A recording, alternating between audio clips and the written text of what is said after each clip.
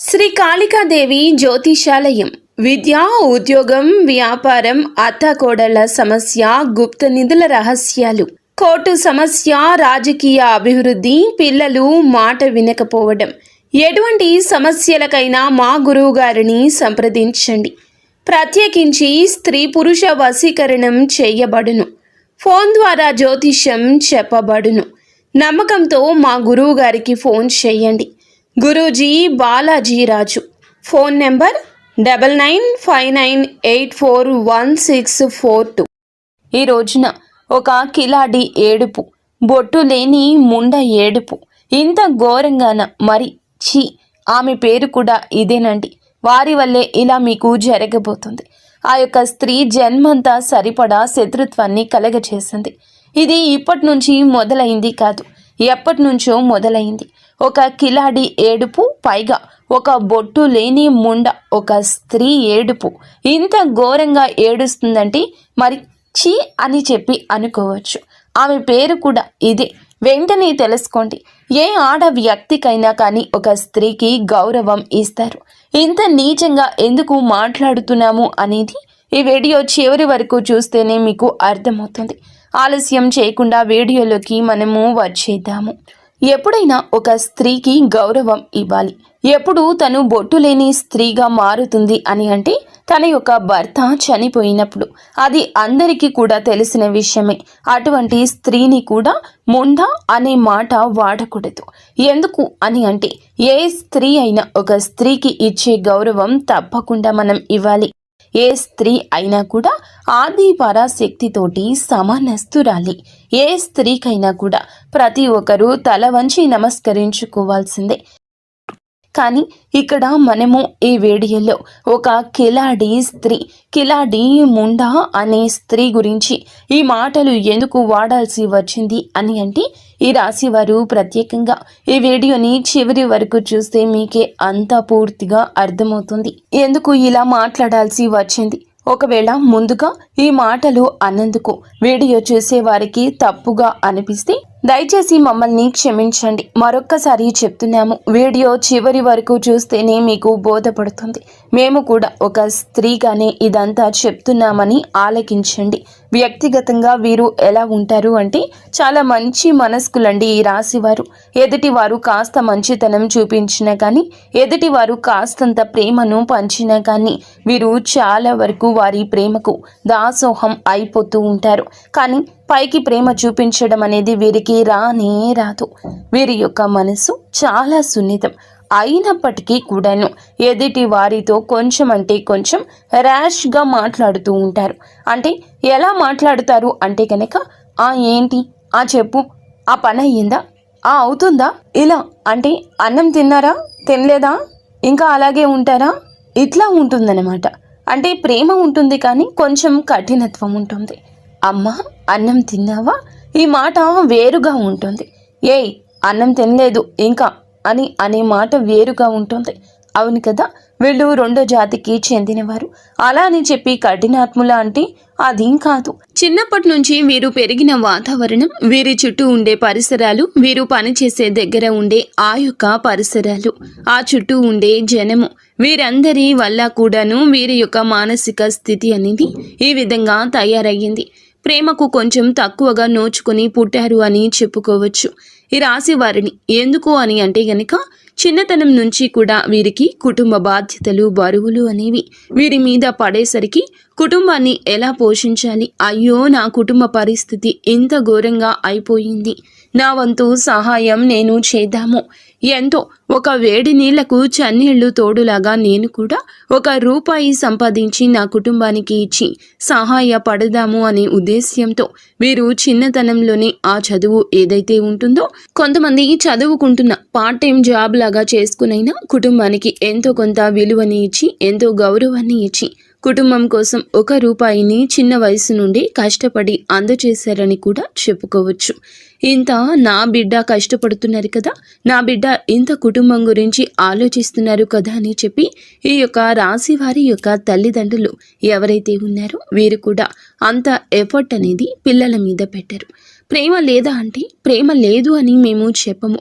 కానీ వీరి యొక్క మెంటాలిటీ ఏ విధంగా ఉంటుంది అంటే మనం ఏంటో మనం చూసుకుందాము, మన స్వార్థం మనం చూసుకుందాము, మనకి డబ్బులు నెల వచ్చేసరికి చేతిలో పెడుతున్నారా లేదా చేతిలో పెడుతుందా, ఇంతవరకే చూసుకుందాము అన్నట్లుగా వారి యొక్క వ్యక్తిగతం గురించి ఆలోచించుకుంటారు. ఇటు వీరి యొక్క బిడ్డల గురించి కాస్త నిర్లక్ష్య ధోరణి. ఎంత ప్రేమ ఉన్న తల్లిదండ్రులు అన్నా తర్వాత ప్రేమ లేకుండా ఉండదు. ప్రేమ ఉంటుంది, కానీ ఆ ప్రేమకు కూడా ఒక లిమిట్ అనేది ఉంటుంది. అంటే ఒక గీత అనేది వారే గీసుకున్నారు. ఆ గీత దాటి వాళ్ళు అడుగు బయటికి పెట్టి వాళ్ళ దగ్గరికి తీసుకోకపోవడం వల్ల కాస్తంత వీరికి మూర్ఖత్వం అనేది పెరిగిపోయింది. ఇక్కడ ఎంత మూర్ఖత్వం పెరిగినా కూడా, ఎంత చదువు అనేది నిర్లక్ష్యం చేసినా కూడా సమాజానికి మనము ఒక విలువని ఇవ్వాలి అనే విషయం వీరికి తెలుసు. ఇక్కడ మనకి సమాజం, మన యొక్క జీవితం అనేది ఎంతోమంది వ్యక్తుల ద్వారా ఎన్నో గుణపాఠాలు నేర్పిస్తుంది. మనుషులతో ఎలా మాట్లాడాలి, ఎలా ప్రవర్తించాలి, డబ్బు కోసం ఏ పని చేయాలి, ఏ దారిలో వెళ్తే మనకి గౌరవం పెరుగుతుంది, ఇవన్నీ కూడా వీరి చుట్టూ పరిసరాల నుంచి నేర్చుకున్నవి చాలా ఎక్కువగా ఉంటాయన్నమాట. కాబట్టి ఈ రాశి వారు ఇన్ని కష్టాలు పడి ఇంతగా ఆ యొక్క పరిస్థితులన్నీ ఎదుర్కొని తట్టుకుని చిన్న వయసు నుండే కుటుంబ బరువు అనేది భుజాల మీద వేసుకుని వీళ్ళకంటూ ఏ కష్టాలు వచ్చినా అన్నింటినీ తట్టుకుని జీవితంలో వయస్సులో అనుభవించాల్సిన సుఖాలను వీరు అనుభవించలేకపోయారు. కాబట్టి వీరు ఈ యొక్క ఆ మానసిక స్థితి అనేది కొంచెం కఠినత్వంగా మారిందే తప్ప వీరు యాక్చువల్గా అయితే చాలా అంటే చాలా మంచి మనసు ఉన్నవారు. కుటుంబం కోసం త్యాగం చేస్తారు. రేయింబవళ్ళు కుటుంబం కోసం కష్టపడి పని చేస్తారు. కష్టపడి కుటుంబం కోసం ఎక్కువ ప్రాముఖ్యత ఇస్తారు. వారికంటూ సమాజంలో ఒక గుర్తింపు తేవాలి, నలుగురిలో వారికంటూ ఒక విలువ తీసుకొచ్చి పెట్టాలి, వారికంటూ ఒక స్థానాన్ని మనమే ఏర్పరచాలి అనే ఉద్దేశ్యంతో, అంటే వారు కష్టపడి ఒక కొవ్వొత్తిలాగా వెలుగునిస్తూ వీరు కరిగిపోతారు అని కూడా చెప్పొచ్చు. అంత త్యాగం అనేది ఈ రాశి జాతకుల్లో ఉంటుంది. కానీ ఇంత చేస్తున్నాను అని చెప్పి బయటకు మాత్రం చూపించారు. అటువంటి వ్యక్తిత్వం కలిగిన వారు ఈ యొక్క రాశివారు. కానీ ఎవరి కష్టాలు వారు పడుతున్నా కూడా, ఎవరి బాధలు వారు పడుతున్నా కూడా, ఎవరి నొప్పిని వారు అనుభవిస్తున్నా కూడా ఇక్కడ బయట పరిస్థితులు ఏ విధంగా ఉన్నాయంటే మనం రూపాయి పెట్టి ఒకళ్ళ చేత పని చేయించుకుంటున్న ఏడుపే. మన రూపాయి పెట్టి మనం ఏదైనా ఒక ఆటో కానీ ఒక కారు కానీ మన ఇంటికి పిలిపించుకొని అది ఎక్కి వెళ్ళినా కూడా ఏడుపే. మనం రూపాయి పెట్టుకుని ఏదైనా ఒక మంచి చీర కట్టుకున్నా బయటికి ఇలా కనిపించినా కూడా ఏడుపే.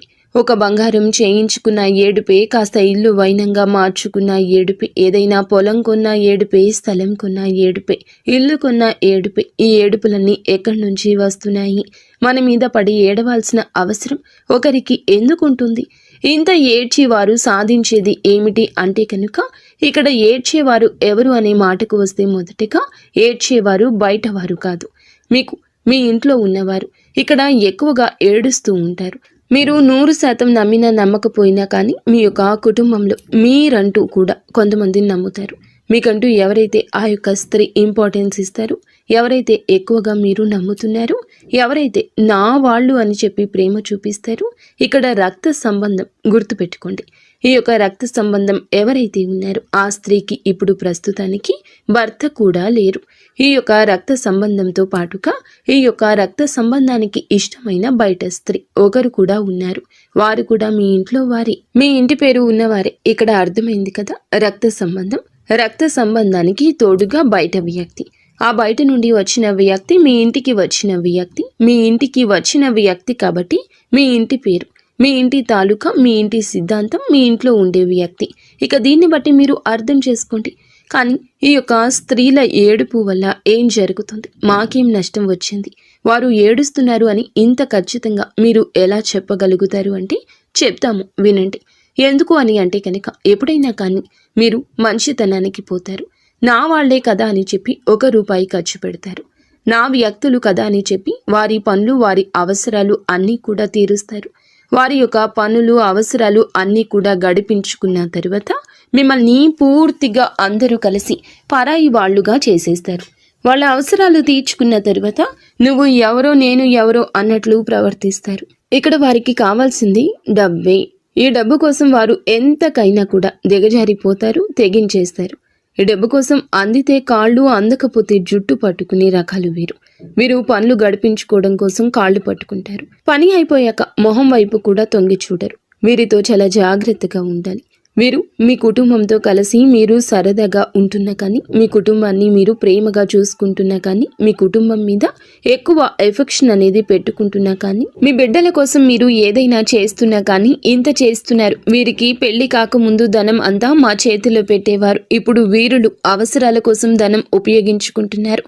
మాకేమీ ఇవ్వడం లేదు అనే ఉద్దేశ్యంతో ఒక ఏడుపు. అంతేకాకుండా ఇది ఎవరైతే బయట నుండి వచ్చిన స్త్రీ ఉందో, ఈ స్త్రీ మీ ఇంటి మీ ఇంటి స్త్రీ మీద ఎక్కువగా చూపు పెట్టుకోవడం, తన ప్రతి అడుగుని కూడా గమనించుకోవడం, తను ఎక్కడికి వెళ్తుంది, ఏ చీర కట్టుకుంది, ఏం చేస్తుంది, ఇలా ప్రతిదీ కూడా A to Z పట్టించుకోవడం, ప్రతి దానికి కూడా ఏదో ఒక వంకతోటి ఏడుస్తూ ఉండడం. ఎవరు కూడా డైరెక్ట్గా నేను ఏడుస్తున్నాను మీ మీద పడి అని చెప్పరు. వారి యొక్క మాటలను బట్టి, వారు మనతో మాట్లాడే తీరును బట్టి, వారి యొక్క పరిస్థితులను బట్టి మనం వారితో ఎలా ఉండాలి, లేదా వారు మనతో ఏ విధంగా ఉన్నారు, అవసరమైనప్పుడు మనకి సమాధానాన్ని చెప్పేదాన్ని బట్టి, మన అవసరాలు ఎంతవరకు తీరుస్తున్నారు అనే దాన్ని బట్టి మన మీద బయట 10 మందికి వెళ్ళి మనల్ని ఎలా చిత్రీకరిస్తున్నారు అని చెప్పి, ఎలా చిత్రీకరిస్తుంది కూడా ఏ 10 మందికైతే వాళ్ళు చెప్పారు, ఆ 10 మందిలో ఒకరు ఇద్దరు వచ్చి ఈ రోజు మీతో చెప్తారనమాట. ఇట్లా దీన్ని బట్టి వారి యొక్క నిజ స్వరూపాలు అనేవి పూర్తిగా ఈ రోజు బయటపడిపోతాయి. అలా పూర్తిగా బయటపడ్డాక కూడాను ఇక్కడ జరుగుతున్న తప్పు ఏమిటి అంటే ఇంకా నమ్మడం, ఇంకా వారి యొక్క అవసరాలు తీర్చడం, ఇంకా మేమున్నాము అని ఒక సపోర్ట్ ఇవ్వడం. ఇక్కడ మీకు అనుమానం వస్తుంది. ఇంతగా చెప్తున్నారు, కుటుంబ వ్యక్తులు అంటున్నారు, రక్త సంబంధం అంటున్నారు, మరి మా ఇంటికి వచ్చిన ఆడపిల్ల అని చెప్పి అంటున్నారు, భర్త లేరు అని చెప్పి అంటున్నారు. మరి ఇంత లేకపోతే మరి వాళ్లకు మేము సపోర్ట్ ఇవ్వద్దా? మరి మా ఇంటికి వచ్చిన వాళ్ళని మేము గౌరవంగా చూసుకోవద్దా? వాళ్ళకంటూ మేమున్నామని ఒక ధైర్యాన్ని కూడా ఇవ్వకపోతే ఎలా అని చెప్పి అనుకోవచ్చు. ఖచ్చితంగా ఇవ్వాలి, గౌరవాన్ని ఇవ్వాలి, మేము ఉన్నాము అనే భరోసా ఇవ్వాలి. ఎలా, ఎప్పుడు, ఎందుకు అనే విషయం మీరు ప్రశ్నించుకుంటే మీ బిడ్డల మీద కూడా అంతే ప్రేమ చూపించాలి కదా, మీ మీద కూడా అంత గౌరవాన్ని వారు ఇవ్వాలి కదా. మీకు కూడా అవసరమైనప్పుడు అంతే విధంగా మీరు చేసిన పనిని మనసులో పెట్టుకుని విశ్వాసాన్ని చూపించాలి కదా. మరి ఇవి ఏవీ లేనప్పుడు ఇంత చేసిన ఉపయోగం ఏముంటుంది చెప్పండి? ఎప్పుడైనా కానీ అటు నుండి ఉండాలి, ఇటు ఉండాలి, ఇటు ఉంటే అటు ఉండాలి అని చెప్పి మన పెద్దలు చెప్తారు. వీరు అవసరం లేనప్పుడేమో నువ్వు ఎవరో నేను ఎవరో అని చెప్పి మన ఎదుగుదల చూసి ఏడవటమే, అవసరం ఉన్నప్పుడు అసలు నువ్వే ముఖ్యమని చెప్పి మీ దగ్గరకొచ్చి కాళ్ళు పట్టుకోవడం వస్తారు. మళ్ళీ అవసరం తీరాక యదా మామూలే అయిపోతుంది. ఇలా జరుగుతూ ఉంటే ఎంతవరకు చెప్పండి? అలాగే మీ ఇంట్లో ఈ మధ్య గత కొంతకాలం నుంచి, కొద్ది సంవత్సరాల నుంచి భార్యాభర్తల మధ్య గొడవలు, చికాకులు, ఇబ్బందులు, మీ ఇద్దరి మధ్య వేరే వారు ఎంటర్ అయిపోతూ ఉండడము, అలాగే వారి వల్ల గొడవలు, మానసిక ప్రశాంతత లేకపోవడం, ఇంట్లో తరచుగా అనారోగ్య సమస్యలు వస్తూ ఉండడం గమనించారా?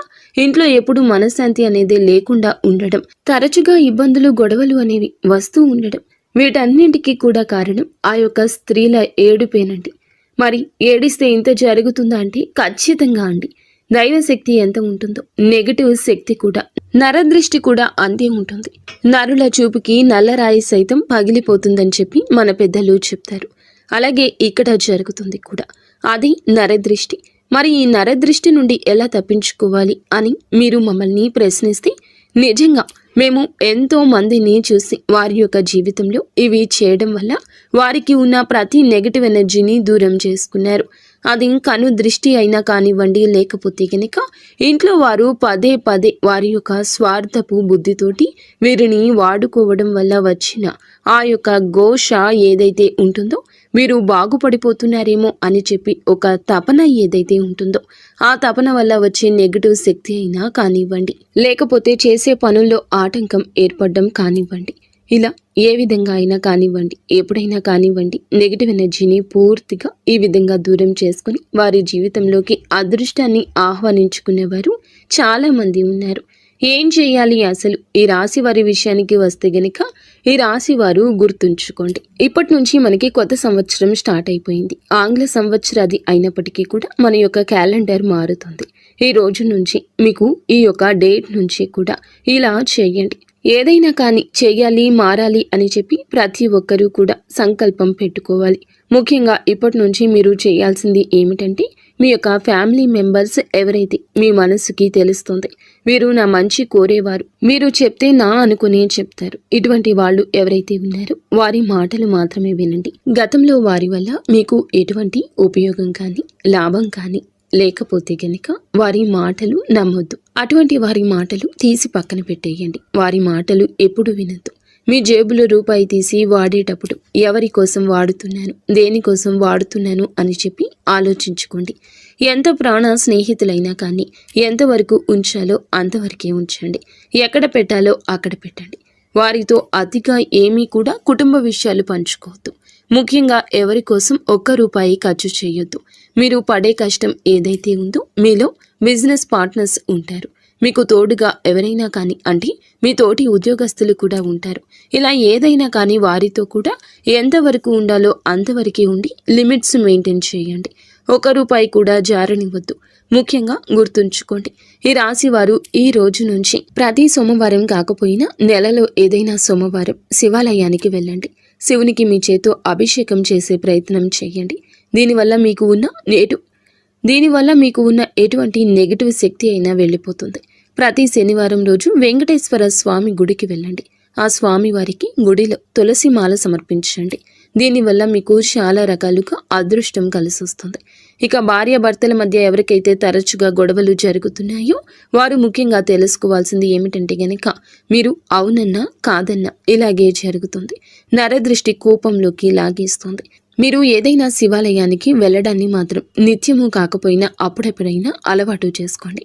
నాగేంద్ర స్వామి గుడిలో కానీ లేదంటే సుబ్రహ్మణ్యేశ్వర స్వామి గుడిలో కానీ 2 నాగుపాముల పడగలు అంటే 2 నాగుపాములు పెనవేసుకుని ఉంటాయి కదా, ఆ రాతి విగ్రహానికి ఒక గ్లాసుడు పాలు పోసి పసుపు కుంకుమ వేసి చక్కగా జిల్లేడు ఆకు మీద బెల్లపు ముక్కను పెట్టి నువ్వుల నూనెతోటి దీపారాధన చేయండి. దీనివల్ల మీకు భార్యాభర్తల మధ్య గొడవలు అనేవి శుభ్రంగా పోతాయి. ఎటువంటి ఇబ్బందులు ఎటువంటి సమస్యలు రాకుండా ఉంటాయి. అలాగే ఇంట్లో కోపాన్ని ఆవేశాన్ని కంట్రోల్లో ఉంచుకోండి. ఎప్పుడు కూడా ఏ సిచ్యువేషన్లో అయినా కూడా కోపాన్ని ఆవేశాన్ని కంట్రోల్లో ఉంచుకోవాలి అనే ఒక కొత్త నియమాన్ని ఇక నుంచి అయినా పాటించండి. ఎందుకంటే మీ యొక్క మంచి మనసు ఉన్న వాళ్ళకి కోపం కూడా ఎక్కువే. అలా కోపం వల్ల మీకు తెలియకుండానే మీకు చాలా నష్టం జరుగుతుంది. కాబట్టి ఆ కోపాన్ని ఆవేశాన్ని కంట్రోల్లో ఉంచుకోండి. ఒక మాట నోట్లో నుండి బయటకు వచ్చేటప్పుడు ఈ మాట నేను అనడం వల్ల ఎదుటి వారు వింటారా లేదా ఇది ఎంతవరకు నమ్మొచ్చు, ఎంతవరకు వినొచ్చు అని చెప్పి ఇలా ఆలోచించుకుని దానికి తగ్గట్లుగా మీరు మాట్లాడండి.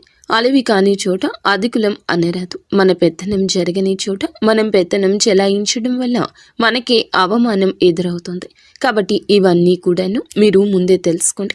దాన్ని బట్టి అడుగు ముందుకు వేసే ప్రయత్నం చేయండి. ఇవన్నీ మనసులో పెట్టుకొని ఎవరైతే ఆ స్త్రీలు ఉన్నారో వారితో ఎంతవరకు ఉండాలో అంతవరకే ఉండి వారికి ఎక్కువగా ధనాన్ని ఖర్చు చేయొద్దు. అసలు ఎక్కువ కాదు, అస్సలు ఖర్చు చేయకుండా ఉండండి. మీ లిమిట్స్లో మీరు ఉండండి. మీ ఫ్యామిలీని మీరు హ్యాపీగా చూసుకోండి. మీ లిమిట్స్లో మీరు ఉండండి. మీ ఫ్యామిలీని మీరు హ్యాపీగా చూసుకొని మేము చెప్పిన పనులన్నీ చేసుకుంటూ ప్రతి అమావాస్యకు ఎర్ర నీళ్లు తిప్పి వేసుకుంటూ ఉంటూ బయటికి వెళ్ళినప్పుడల్లా అరికాళ్లలో కాటుక చుక్క పెట్టుకుని వెళ్ళడం, జోబులో నిమ్మకాయ పెట్టుకుని వెళ్ళడం, ఇటువంటివి అన్నీ కూడా చేస్తూ ఉండడం వల్ల మీరు చాలా వరకు కూడా ఒడ్డున పడతారు. చాలా సమస్యల నుండి దూరం అయ్యి మీ జీవితాల్లోకి అదృష్టం అడుగు పెడుతుంది. అర్థమైంది కదండి. ఈ రాశి వారికి ఈ వీడియో నచ్చిందని అనుకుంటున్నాము. నచ్చింది అనిపిస్తే వీడియోకి లైక్ చేయండి. కింద కామెంట్ సెక్షన్లో ఓం